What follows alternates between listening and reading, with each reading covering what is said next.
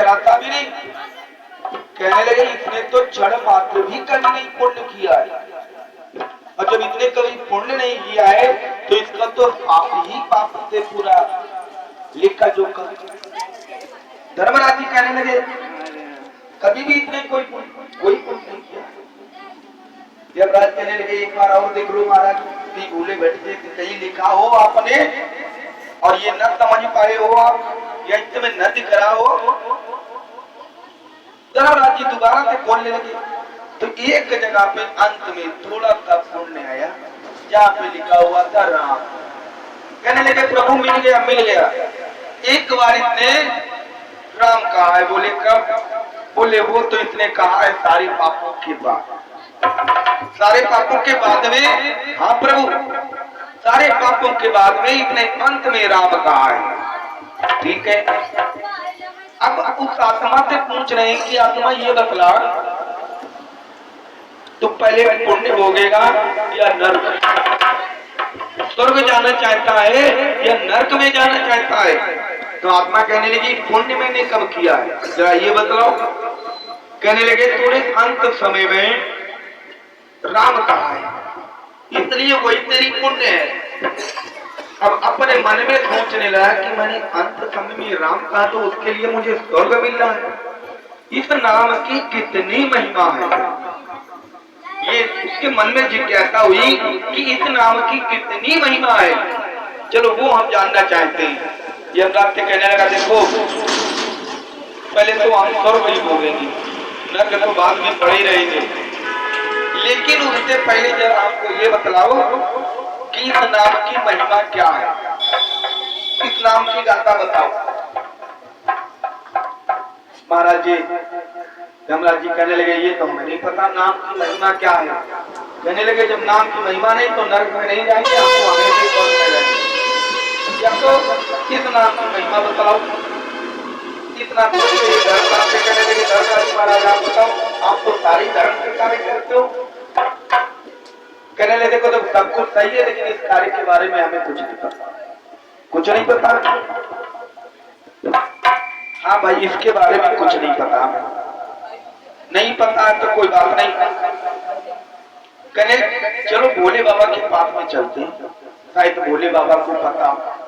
आत्मा से कहने लगे चलो। आत्मा कहने लगी ना मैंने पुण्य किया है, अंत समय राम का नाम लिया, इसलिए या तो उसकी महिमा बताओ या तो हमें गोदी लेकर के चलो, हम पैदल नहीं चलेंगे क्योंकि पृथ्वी पर तब भी हमने अत्याचारी किया। अब यहाँ आकर के जरा सा नाम लिया तो उसका पुण्य मिल गया, उसका पुण्य मिल गया तो यहाँ भी हम पैदल नहीं चलने वाले, आप हमको लेकर के चलो। कहने लगे ठीक है भैया। आधे को एक पालकी आई, क्यों पालकी आई तो पालकी पे आज वो पापी आत्मा बैठे हुए, एक तरफ यमराज जी और एक तरफ धर्मराज, दोनों राजे डर गए और पालकी को लेकर के चल दिए। बोलो राम राम। आज वो आत्मा पालकी में बैठ करके चल रही है, आगे पीछे दोनों राजे डटे हुए। चलते चलते जाके भोले बाबा के पास पहुंचे। जब भोले बाबा के पास पहुंचे तो भोले बाबा कहने लगे भैया ये किसकी बारात की डोली वोली उठा लाए हो, किसकी शादी है? कहने लगे कुछ नहीं भोले बाबा, ये एक आत्मा आ गई है जिसने जीवन में कभी पुण्य नहीं किया, मृत्यु के समय नाम लिया राम, इसकी महिमा बतलाओ। भोले बाबा कहने लगे इसकी महिमा तो हमें नहीं मालूम, ये जिसका नाम है उसके पास में जाओ। कहने लगे वहां तक बाद में पहुंचेंगे, चलो ब्रह्मा जी के पहुंच लो। धर्मराज कहने लगे कि भोले बाबा देखो हम कलम चलाने वाले, धर्म का कार्य करने वाले, हमसे और भार नहीं सहा जाएगा। एक काम करो थोड़ा आप लगो। अब एक तरफ यमराज जी एक तरफ भोले बाबा जी, अब दोनों बाबा लगे चले जा रहे हैं। प्रेतात्मा बीच में लगी हुई है, बैठी हुई है। जाकर के ब्रह्मा जी के पास पहुंचे। ब्रह्मा जी तो कहने लगे भैया किसकी बारात? भोले बाबा ये क्या है, काय को किसको लेकर के घूम रहे वाले डोली में? भोले बाबा कहने लगे कुछ नहीं, ये दोनों राजाएं थे, हमें फंसा दिया उसके चक्कर में। कहने लगे बतलाओ क्या? आज ब्रह्मा जी से लिखा कि देखो राम के नाम की महिमा, ये पापी आत्मा पूछ रही। ब्रह्मा जी ने कहने लगे ये तो हमें भी नहीं पता। बोले आपको भी नहीं पता? बोले हमें भी नहीं पता। तो यमराज कहने लगे कि धर्मराज तो बहुत पहले छूट गए थे, एक काम करो, हम तो जहां से लेकर के आए वहीं से डटे, अब थोड़ा आप डटो। अब एक तरफ ब्रह्मा जी डटे हुए, एक तरफ भोले बाबा, और चल दिए धीरे नारायण जी के पास में।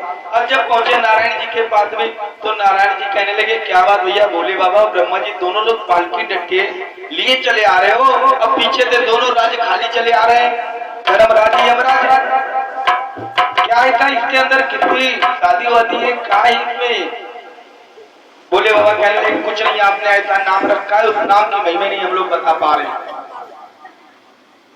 बोले कौन सा नाम है? कहने लगे नाम ये है, एक बात की पापी है, इसने जीवन में कभी पुण्य नहीं किया है, और जीवन में कभी पुण्य नहीं किया है, तो अंत समय में इसने मृत्यु के समय प्रभु का नाम लिया है, राम का नाम लिया है। तो इससे ये पूछा गया, ये बताओ पहले नरक जाओगे या स्वर्ग?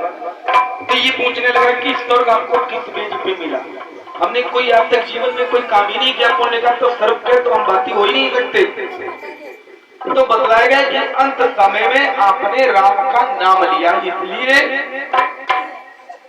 तुमको स्वर्ग मिल रहा है। तो ये पूछ रहा है बात की कि उस राम की व्याख्या करके बताओ, उस राम नाम की महिमा करके बताओ। अब राम नाम की ना तो हमको महिमा पता है, ना ही व्याख्या, प्रभु आप ही बतलाओ, कब इससे आगे तो कोई है भी नहीं जहां आप लग करके जाओगे। आज नारायण स्वयं उतर करके शेष नाम से उठ करके आए, पालकी से उस आत्मा को निकाला, तो उस आत्मा को देखा, कहने लगे आप बड़ी महान आत्मा, इतनी महान आत्मा हो जो आज देवता भी तुमको लेकर के परमात्मा से मिलाने आए हैं, इस नाम की महिमा वो है। तो आज वो पापी की आत्मा को लेकर के भगवान श्री हरि अपनी गोदी में बैठ गए, अपने लालन की तरह उसको बार बार चुम्बन कर रहे हैं कि आज पहली बार कोई व्यक्ति लोक से ऐसी आत्मा आई है जिसने अंत समय में प्रभु का राम का नाम लिया। उसके बाद में भी राम की व्याख्या पूछ रहे, नहीं तो कहते भैया सुंदर भोगना नर्क भोगना, इसके बाद हमें कुछ नहीं करना। इस प्रकार से आज सुखदेव जी बाबा बतला रहे परीक्षित जी को राम नाम की महिमा, और श्री हरिनारायण ने उस आत्मा को अपनी गोदी में बैठा लिया, उसका लालन पालन करने लगे। आज यमराज धर्मराज ब्रह्मा जी अब भोले बाबा देख रहे प्रभु राम नाम की महिमा, कहने लगे यही राम नाम की महिमा है कि स्वयं प्रेत आत्मा आकर के चल करके जिसको छूने के लिए क्षण मात्र देखने के लिए प्राणी तरसता है, वही आकर के आज हमारे पास में बैठा हुआ है। इस राम नाम की इतनी महिमा है। बोलो श्री रामचंद्र भगवान की